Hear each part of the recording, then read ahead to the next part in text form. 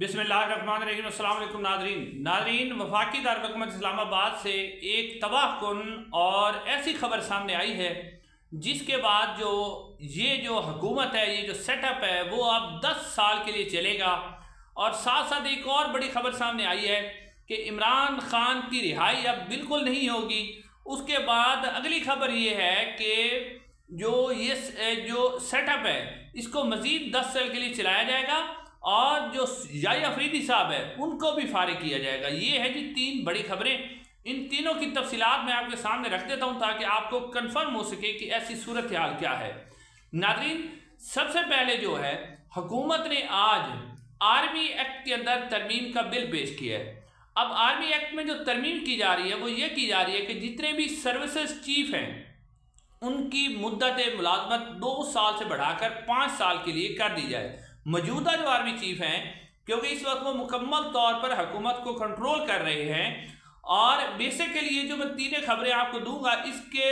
इन तीनों को जो मिलाकर आप बनाएं तो सिर्फ एक नौकरी, सिर्फ एक नौकरी को बचाने के लिए जो कि 1947 से हमारे गले पड़ी हुई है, अब उसी नौकरी को बचाने के लिए तमाम जो सर्विसेज चीफ है उनकी मुद्दत मुलाजमत 3 साल से बढ़ाकर 5 साल की जाएगी। यानी मौजूदा आर्मी चीफ जो है वो 5 साल के लिए आर्मी चीफ रहेंगे, फिर एक और एक्सटेंशन उन्हें मिल जाएगी और वो 10 साल के लिए आर्मी चीफ होंगे। जो खबरें पहले चलाई जा रही थी कि वो 10 साल के लिए आ रहे हैं, तो अब उसके अंदर सच्चाई होती हुई नजर आ रही है कि 10 साल का मुकम्मल तौर पर प्लान बन चुका है। आर्मी एक्ट में तरमीम का बिल जो है वो हुकूमत ने पास कर लिया है और उसके बाद जो मौजूदा आर्मी चीफ है, मौजूदा सेटअप है, वो 10 साल के लिए चलेगा। ना जी, ये बहुत बड़ी खबर है, पाकिस्तान तहरीक इंसाफ के लिए बहुत बड़ा झटका है।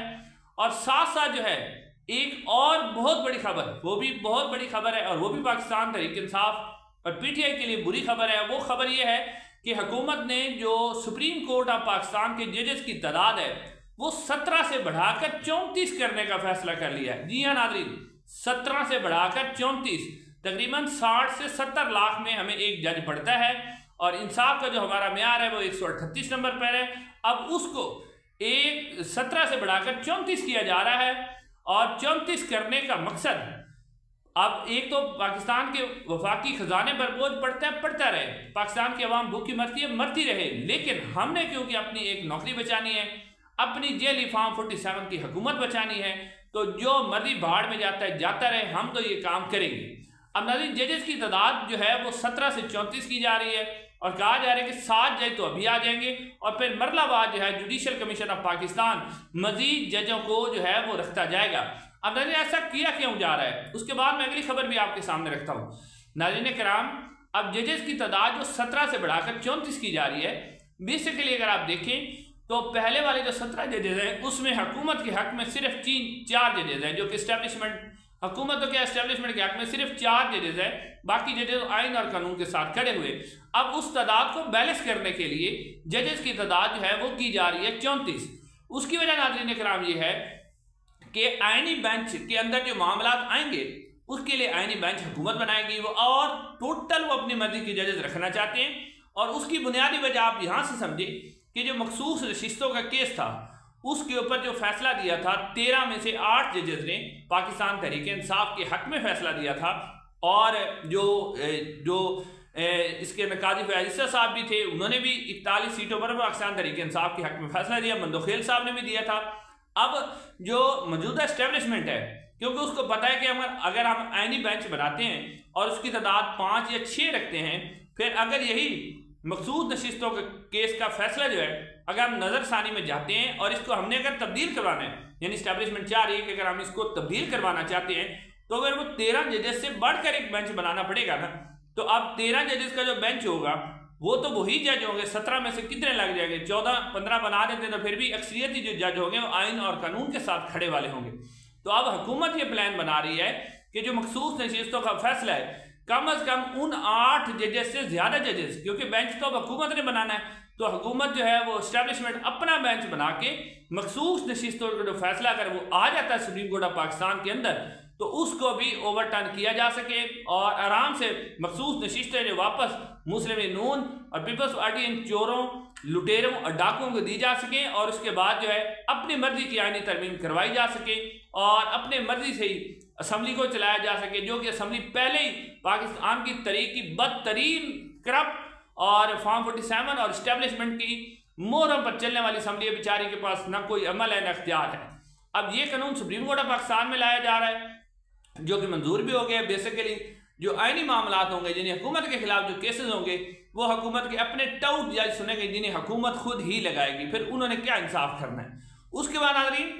तीसरा बड़ा जो महाज हुकूमत ने खेला है, वो डायरेक्टली जो आप अगर देखें तो वो इमरान खान साहब को कैद रखना है। इमरान खान साहब की रिहाई बिल्कुल मौजूदा जो इस्टेब्लिशमेंट है वो नहीं होने चाहती और डोनाल्ड ट्रंप का खौफ भी इन्हें खाया जा रहा है, खाता जा रहा है। लेकिन अब ये इसको आईनी और कानूनी तरीका, क्योंकि जो छोटी अदालतें हैं उनके अंदर सबको पता है कि इनका इन्फ्लुएंस होता है, अपनी मर्जी से ये फैसला दिलवा के उसको इमरान खान को जिस तरह इन्होंने सजाएं दिलवाई, तो उसके बाद अब क्योंकि इस्लामाबाद हाई कोर्ट जो है वह आज़ादाना फैसले दे रही है और इस्लामाबाद हाई कोर्ट से आइन और कानून के मुताबिक फैसले आ रहे हैं, तो अब मौजूदा जो इस्टेब्लिशमेंट है उसको पता है कि इमरान खान के ऊपर जितने भी मुकदमात हैं उन सब की अपीलें इस्लामाबाद हाई कोर्ट के अंदर आएंगी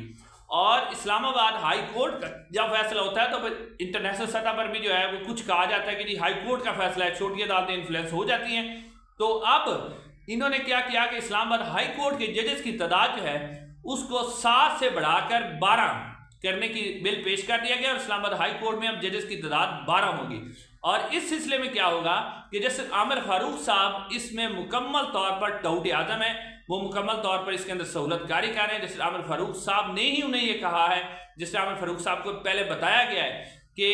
क्योंकि आपको नाज़रीन कराम पता है कि इमरान खान के सारे मुकदमे इस्लामाबाद हाई कोर्ट में आने हैं और इस्लामाबाद हाई कोर्ट में कोई प्रैक्टिस एंड प्रोसीजर कमेटी नहीं है। वहाँ पर जो मुकदमे लगाते हैं वो जस्टिस आमिर फारूक लगाते हैं। तो पहले आपने देखा कि जस्टिस आमिर फारूक एक तो होते हैं, लेकिन उनके साथ जो भी 6 जजेस हैं, वो जो 6 जज जिन्होंने खत लिखा था वो सारे के सारे आइन और कानून के मुताबिक चलने वाले जज हैं। तो जिस आमिर फारूक के साथ कोई भी जज बैठा होता है तो आमिर फारूक साहब मजबूर हो जाते हैं,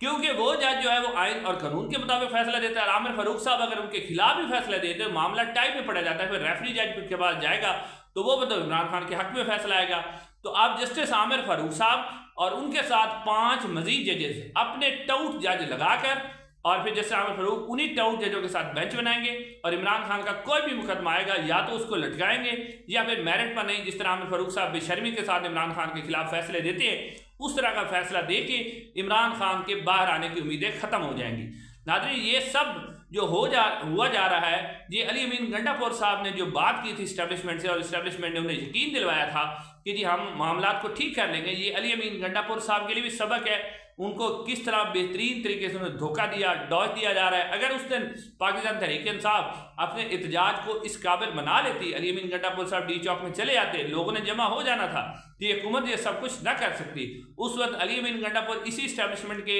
जो कहने में आए और उसी इस्टेब्लिशमेंट ने आप उनके साथ धोखा करके अब पाकिस्तान तहरीक इंसाफ इमरान खान के पास कोई भी कानूनी और आइनी ऑप्शन नहीं है और आर्मी चीफ भी अपनी 10 साल मुद्दत पूरी करेंगे, ये हुकूमत भी पूरी करेंगे, अगले भी 5 साल वो पूरे करेंगे। अब सिवाय पाकिस्तान तहरीक इंसाफ के एहतजाज के अलावा कोई रास्ता नहीं है। तो अब देखते हैं कि पाकिस्तान तहरीक इंसाफ इसके ऊपर क्या रद्द अमल दिखाती है। इंशाल्लाह अगली वीडियो में मुलाकात होगी। अस्सलाम वालेकुम।